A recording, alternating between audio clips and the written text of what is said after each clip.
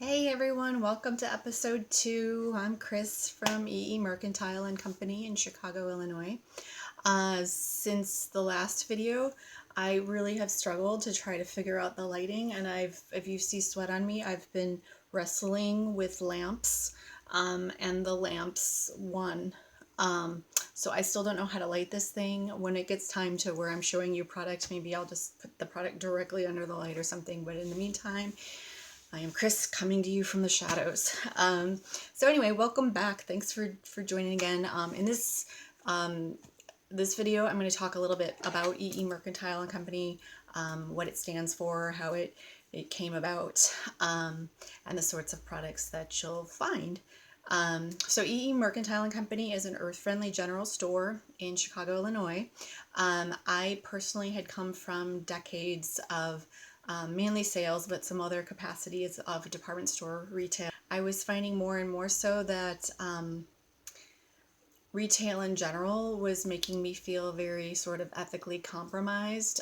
The way that things are produced on the mass scale. And also probably around that time I was beginning to lose my vision, and so I needed reading glasses to read labels, and I wanted to be in a space where I could just trust that what I was picking up was going to be something that aligned with my values. And I've been entrepreneurial for as far back as I can think. I had a vintage store called Phoenix Retro Resale. It was in Bucktown over at Damon and Homer, back around the turn of the century. So I don't know, maybe somebody out there will remember that. It was very short-lived. But after that folded, I was kind of always thinking, one day you got to get back at it again, because I'm truly somebody who's not going to be happy working for somebody else forever. I need to create my own space, and sort of make my own rules and build my own path. And so I began to connect that, okay, this is what I do, is retail, and I, bring product to people. I like to connect the right products to the right customers so that they feel like they're spending their money on something that they value, that they feel like, it's not easy to earn dollars a lot of times, so you want to feel like what it's going toward is building an economy that you can believe in, that isn't doing harm that you wouldn't intend it to do. And so I was around that time also like going on a Google frenzy, trying to find out who some of the parent companies were behind some of the products that I was finding in typical retail outlets, and seeing that a lot of times those products, which you would think are cool, are actually owned by these huge parent companies that participate in animal testing, for example, give money to all sorts of industries that you would not, that I would not anyway want to support, and that I believe a lot of other people wouldn't. And so I wanted to, help sort that out. And I grew up in a town that had an old general store in it, this rickety floorboards, and we would go and get candy there sometimes.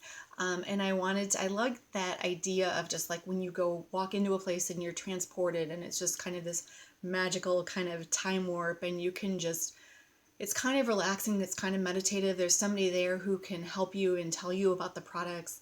And a lot of the products are, handmade, and they're small batch, and they're interesting, something about the packaging, or something about just their little take on it that is different than what you get when something is mass produced. It's more special. And when it's created by somebody's hands, and it's special. Not everybody gets an opportunity to have that product, but you do. So that's fun. That's cool. There's a little bit more personal connection there. So I started Mercantile with this vision that it would be a brick and mortar general store on a corner somewhere in Chicago, and that it would end up being maybe half a dozen general stores eventually. And I wanted to build the concept like it had been around as a family business since a reimagined version of what an 1880s general store would have been. Maybe, a little bit more progressive, and throwing more of my values in there than you may have seen, but definitely with a lot of that historic context and homage. And then the idea was that, now we're in about 1920s, so things aren't mass produced yet, and you can go in there and there's a safe space. And I wanted to bring products from across the US, both to support local economy and local makers, and also because logistically, there's less impact on the environment when you are purchasing products that are made in the United States. And initially, right when I started, I really wanted to overwhelmingly stock and to support economy of American Indian owned and operated commerce. Now, right about that time, I was transitioning from being 25 years vegetarian into going more toward vegan, plant-based. And so you'll find that, many Native American companies, they have a different relationship with animals, which is respectful and is honoring and is symbiotic and is balanced, and with millennia of ancestral knowledge on how to keep that balance for our planet. But those weren't things that, there's some of the things, like I wasn't going to stock bison treats because it's just not with me to do so.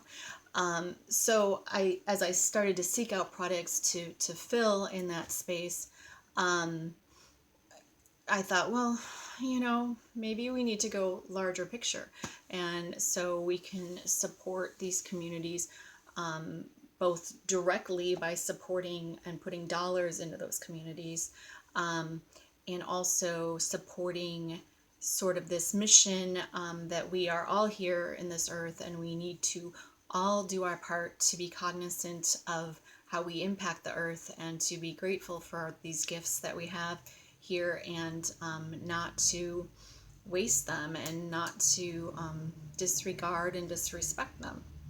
And so I also started to look for vegan makers and products, and I started to look for makers who use sustainable energies, who used renewable resourcing, packaging, who looked into fair trade, fair resourcing, so that people all along the pipeline, from the raw materials, so forth, are sustainably collecting these materials and producing these materials, and that they're paid adequately for their work, and that they're treated right, and that they're able to have living conditions which we would want other humans to have. So it became under this umbrella of, okay, so it's an earth-friendly general store. And I did a pop-up that was initially going to be for 2 months, and it ended up for 4 months, on Division, over between Damon and Western, back in the fall of 2016. And so that was a lot of fun. I sort of mocked up a more abbreviated version of what I wanted in the larger business. But we haven't quite, it's never quite become, and I say we because it's mainly me, but there's also so many people in the details that, they're the and company, okay?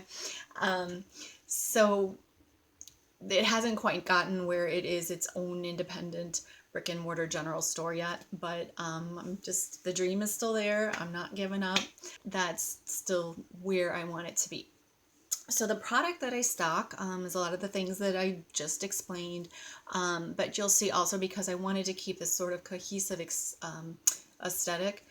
So I really love stores like the Fruitful Yields, co-ops like Sugar Beet and Dill Pickle. Love them. But for one thing, I'm not trying to carry all of the product classifications that they're able to get. And for another thing, I just wanted it to be sort of this transportive environment where you did feel like you walked in and you're in another time. I think that there's something, I don't know, to me, there's just something magical about when a business can create a space that takes you out of your everyday. I think it helps the mind, and that's what I want to create. So there are a lot of products that I really love that I would have loved to bring to the Chicago market. And I mean Chicago market as the people of the area. However, their aesthetic just was too bright white, pop, modern, that sort of thing. So it doesn't quite fit. So I love when makers use glass bottles. Love that. Tin. I like old-timey kind of fonts and graphics on the packaging. So anything that sort of evokes that sort of like 1880s to 1920s kind of era, I'm drawn to for packaging. But sometimes I bring things in that are kind of like skewed a little bit, but they still sort of fit in this like eclectic kind of overall cohesive statement, which becomes sort of EE Mercantile sort of defined aesthetic. So anyways, certainly like people have reached out to me and said, what about this? What about that? I really love this product. Well, for one thing, right now I can't carry all the products in the world. For another thing, yeah, there's products that I would love to stock, but their packaging just doesn't fit. So maybe one day I'll get to the point where I can private label some of these products, but I'm not there yet. But eventually, yeah, I mean, there's this huge wish list of more that I would like to bring you. That said, I'm absolutely thrilled with the mix that I have right now. And it used to be that it was right around 20 small batch makers stocked at EE Mercantile and Company. Right now, I added several more during COVID because we were building up the website and I wanted people to be able to access more in one spot. So I don't even know. I mean, maybe there's like somewhere between 25 and 30 right now. Maybe I should know, but I don't know exactly how many. But there's not a lot. But that said, the quality of all of them is outstanding. I love how they create. I love how they think.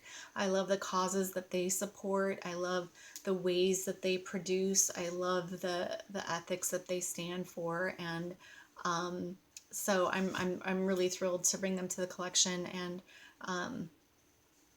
and I will be telling you a little bit more about them. Specifically, I'm going to wrap up this video here, but specifically next we're going to talk about the products that I will be bringing to Chicago Vegan Test Kitchen on October the 4th. We'll also be participating in that on October the 18th.